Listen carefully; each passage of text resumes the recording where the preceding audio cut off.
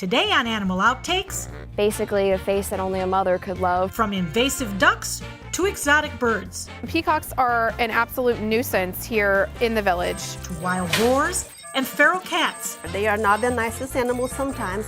We're learning about some animals you don't want in your backyard.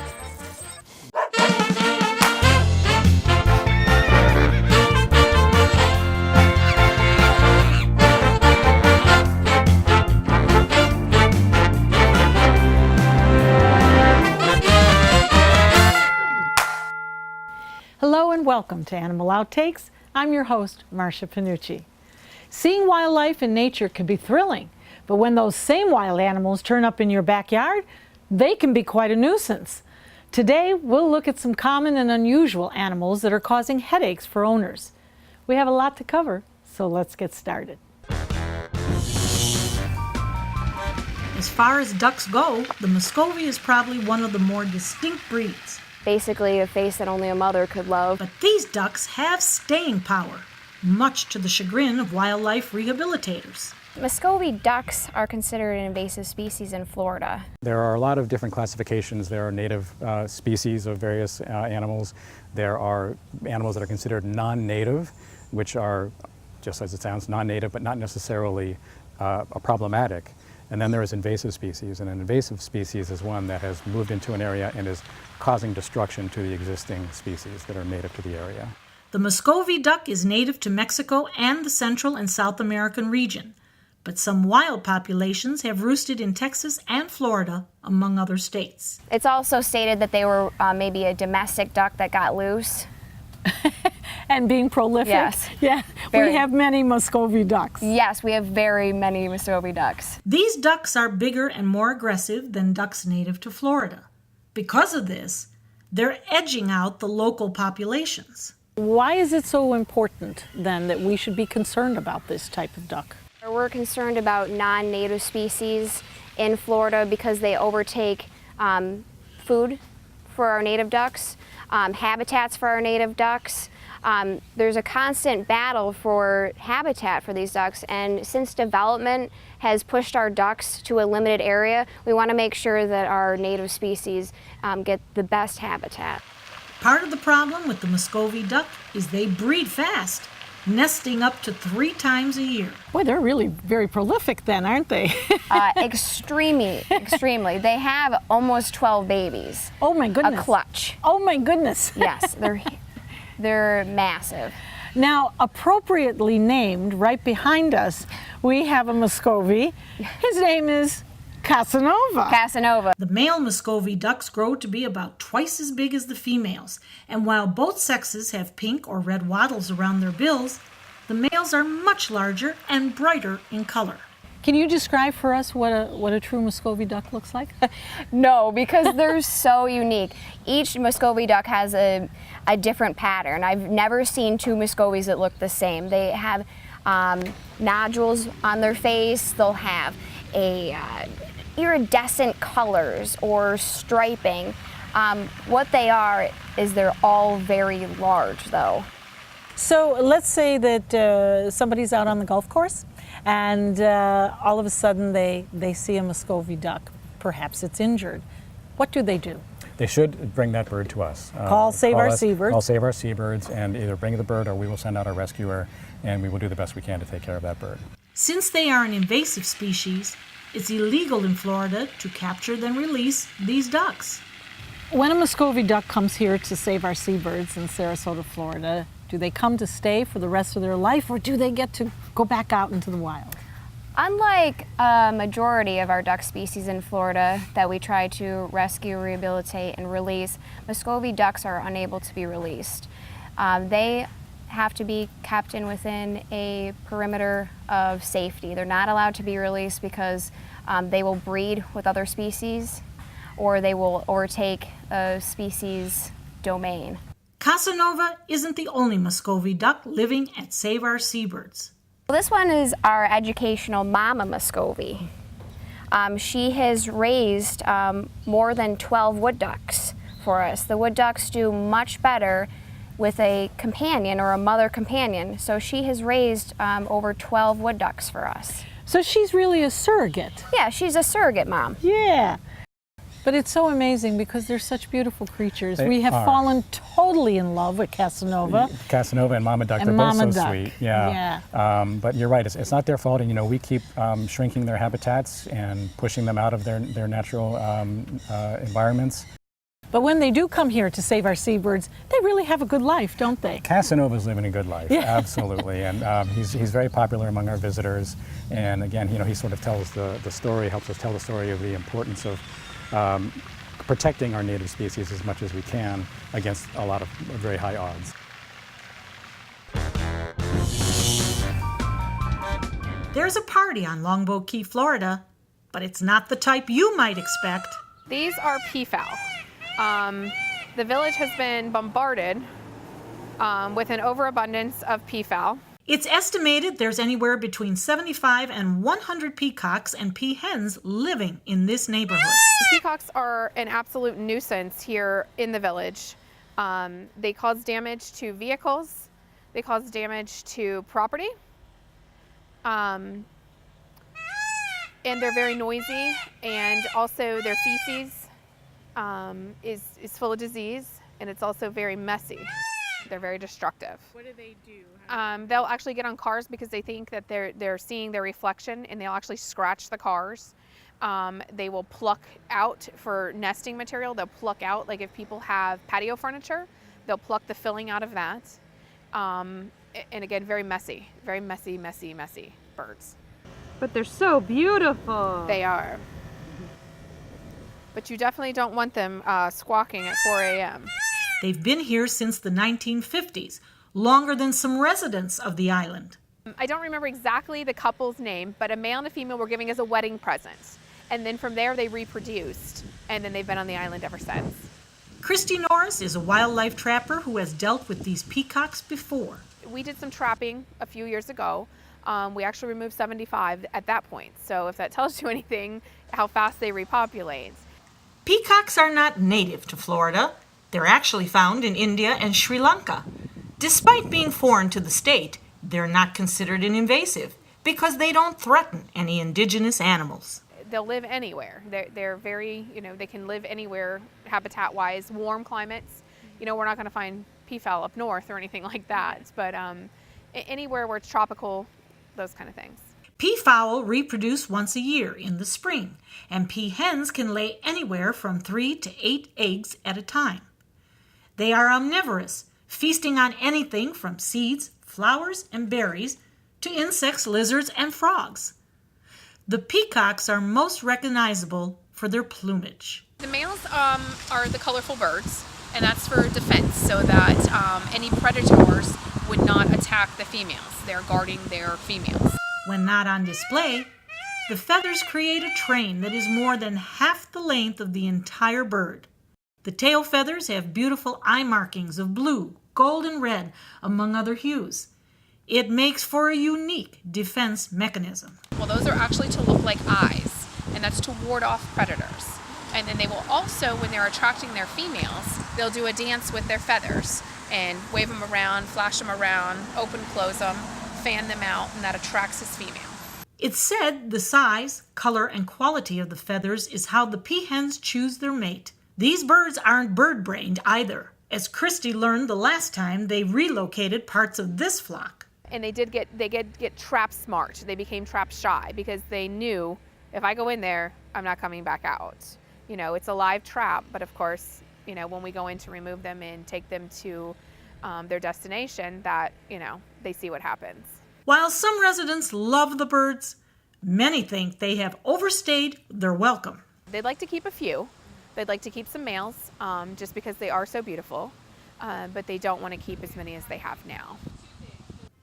Still ahead on Animal Outtakes, wild pigs are on the loose, but these destructive animals are making their way into suburban areas. This is a hog print right here. We'll show you. But first, what really is a feral cat? We learn about these wild felines and what's being done to curb their exploding population. For thousands of years, we've been humans' best friend.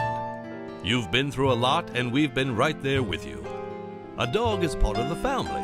a confidant, and a friend who always knows how to get into your heart. So what happens to our beloved companions when we can no longer care for them? This is why we've created Dante's Den, an innovative, state-of-the-art facility that will provide care for up to 100 dogs. Dante's Den is a community for joyful dogs. Millions of Americans face uncertainty when planning for the future of beloved pets who may well outlive them. Dante's Den is a charitable organization, so in whatever capacity you can, please lend your support so that we may continue this most wonderful work. Dante and I would like to thank you for watching and for also opening up your hearts to our wonderful community of joyful dogs. Learn about the many ways you could become involved by visiting dantesden.org.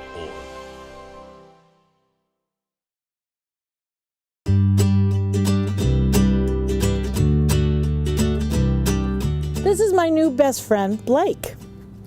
Blake is a Beagle Cavalier Spaniel mix. He's about 8 months old. He is pure puppy, as you can see. He is a very sweet dog. He's all play, kisses, and needs a little training. But he's a happy dog, and he's the dog that you want around because he will just make you smile with all of his antics. What do you think, Blakey, huh? Huh?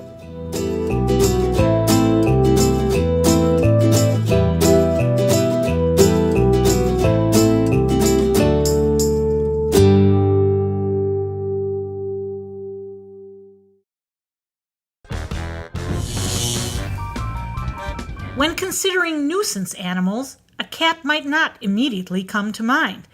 But for many, feral cats are just that, a nuisance. In the U.S., there are millions of ferals all over. It's almost impossible to count. What really is a feral cat? Ferals are cats that are born and raised in the wild. They have never been domesticated, and they live out in any kind of outdoor facility, backyards, underneath barns, anywhere where they can find some safety and recreate, unfortunately, and live kind of in peace. Sometimes it's your own backyard or behind hotels, restaurants, and places like that. These cats can carry diseases and are typically very aggressive. They are accustomed to living a life fighting for food and shelter. Obviously, most of us live in the city, and we would recognize a feral cat, would we not? But what do we do with it when we see it in our backyard or we see them congregating in a wooded area? Do we feed them? Do we go to them? Do we try to get them to come to us?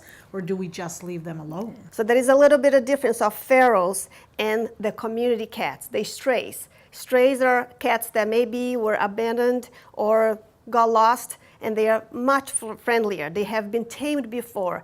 Ferals have never had a touch, have never had a home, so they are not the ones that are gonna come to you. But the best approach is to either find a way to trap them, make sure that they are securely trapped, and bring to our facility where we will spay and neuter and go through the TNR program with them. There is a movement to curb the exploding population of these animals by trapping, neutering, or spaying, and then returning them to their homes.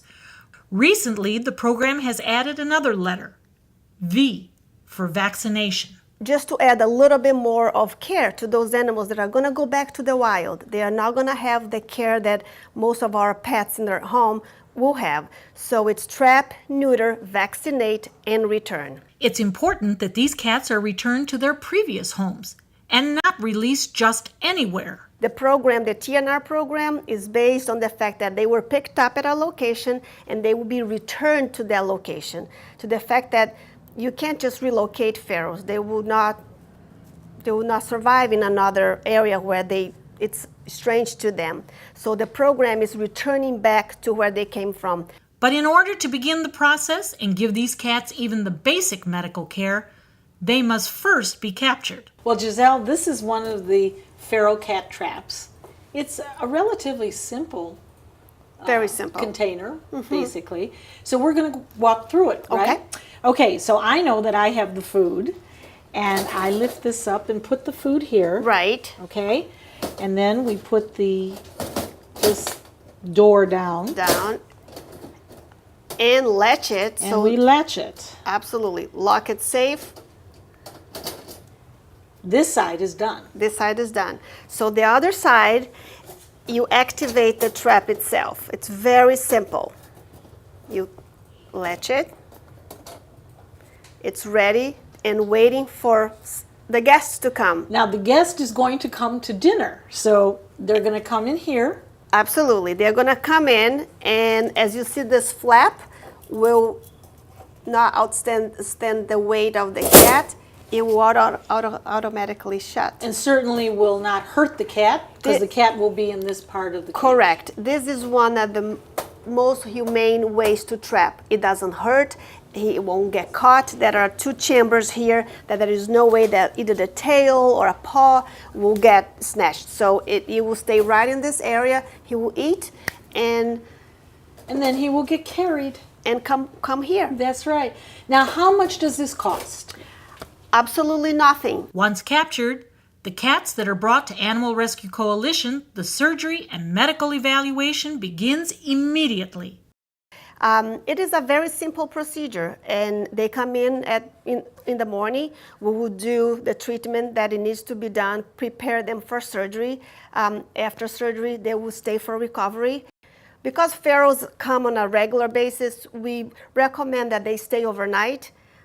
It's actually one night that cat got a little bit of shelter and good food, and the next day they will be released back to where they came from.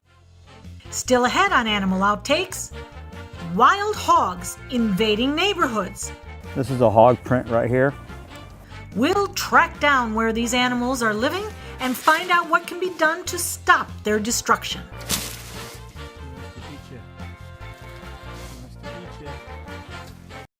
For thousands of years, we've been humans' best friend. You've been through a lot, and we've been right there with you. A dog is part of the family, a confidant, and a friend who always knows how to get into your heart. So what happens to our beloved companions when we can no longer care for them? This is why we've created Dante's Den, an innovative, state-of-the-art facility that will provide care for up to 100 dogs. Dante's Den is a community for joyful dogs. Millions of Americans face uncertainty when planning for the future of beloved pets who may well outlive them. Dante's Den is a charitable organization, so in whatever capacity you can, please lend your support so that we may continue this most wonderful work. Dante and I would like to thank you for watching and for also opening up your hearts to our wonderful community of joyful dogs. Learn about the many ways you could become involved by visiting dantesden.org. For me, it started with one hit of sardines. Oh, sardines. That's where I learned to beg. And it was easy to score free fish. I mean, hey, with this dolphin smile, yeah, it's illegal, but no one cares. I had a monkey on my back, man. I was jonesing for people food. Hanging out under boats, dodging props and hooks, and doing dangerous stuff that I'm ashamed to admit. Look, I know that I can kick this if people would just stop feeding me.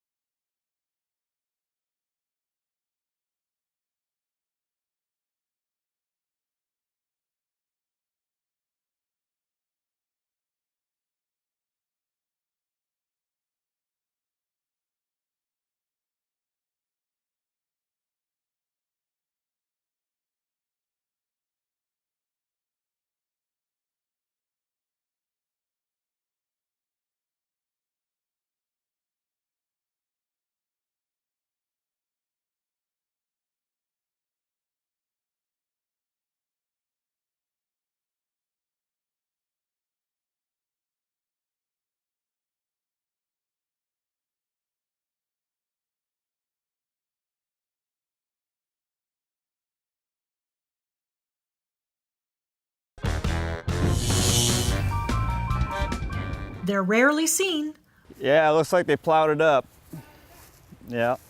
But the damage left behind by wild pigs is definitely an eyesore. It will look like somebody came in and completely dug up everything. I mean, you'll have holes like 6 inches deep out there where they have totally used their snouts to push the sod aside to get to what they want. This is a hog print right here. Due to the size of this print, I would guesstimate this hog here over 100 pounds. These feral hogs have been known to root up neighborhoods, taking manicured lawns and turning them into tilled messes. Well, looks like we got some fresh rooting here. Take a look at that. Now these hogs are coming all the way up to these houses now. They're getting braver and braver. The wild boars aren't even native to this country. They were brought over by early settlers. Since then, they've run amok, leaving a trail of destruction in their wake. This, once you get back to where hogs live, every inch of soil, if you were to walk back here and hike, is going to be destroyed. Everything's destroyed. Every inch of your woods. And for most of Florida backcountry, this is what you see in Mayaca, Arcadia, and most of Florida.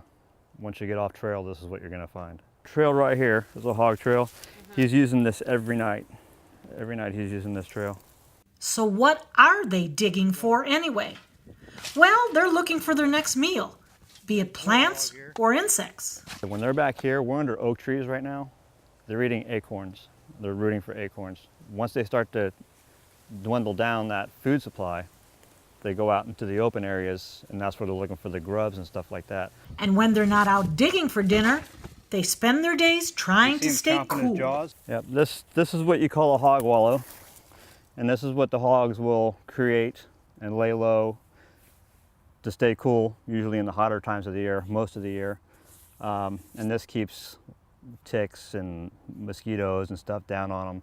Also because they don't sweat, they're able to stay cooler. But hogs scratch a lot. If you look at this tree right here, this is called a mud rub. So this is kind of telling me how high the hogs are standing about right here. And this is all mud here. Wildlife trappers have their work cut out for them, as these animals are showing up in more and more residential areas, much in part to the building boom. As land is being developed, it is driving them out of their natural habitats. So even though the homes and land is being developed, it's still, the pigs have nowhere to go. So they're looking and searching for food high and low because their territory has been taken over. I would say within the last, they've always been a problem, but I would say within the last 3 years with residential has exploded. I used to trap full-time on ranches, forestry departments and stuff like that. Now I stay busy doing residential. I got a trap right here. They have not hit the corn last night that I put out. The most humane way to get rid of feral hogs is to trap them. So this is the hog trap, a design that I did myself. I mean, all traps are pretty basic. So I'll have a cable running to the door. It comes over here, it runs straight down, nothing bothers it. But when the hogs are in here and they're rooting, the door shuts and the game's over. But these animals are very intelligent and will sometimes catch on to the game. They're very smart. Hogs are smarter than dogs. Their sense of smell is crazy. They learn very, very quickly. Right now I think we do have what we call trap smart hogs. They've seen a trap before. They know what's going on. So the next step here will be snares. When it comes to preventing some of the destruction from wild pigs, the easiest thing to do is to treat your lawn. Get your yard treated for grubs and worms and stuff like that. I'm not saying it's going to stop the problem. They might hit your yard once or twice and leave. If they're finding food there, they're going to come back every night, every night, every night. It's going to get bigger and bigger and become a problem. There is no official count on how many wild pigs are roaming around out there, but it's believed that the population is continuing to grow. I trapped, honestly don't know. It would be well beyond hundreds, I would think. I've lost count a long time ago. Do you think it's making a difference? I think this might have helped that much.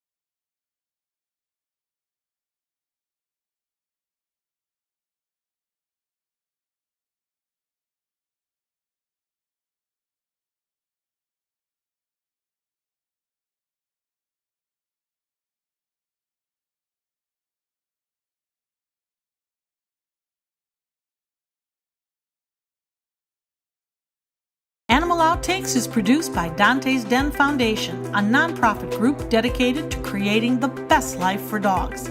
If you would like to learn more about Dante's Den, donate, or volunteer, visit our website, dantesden.org.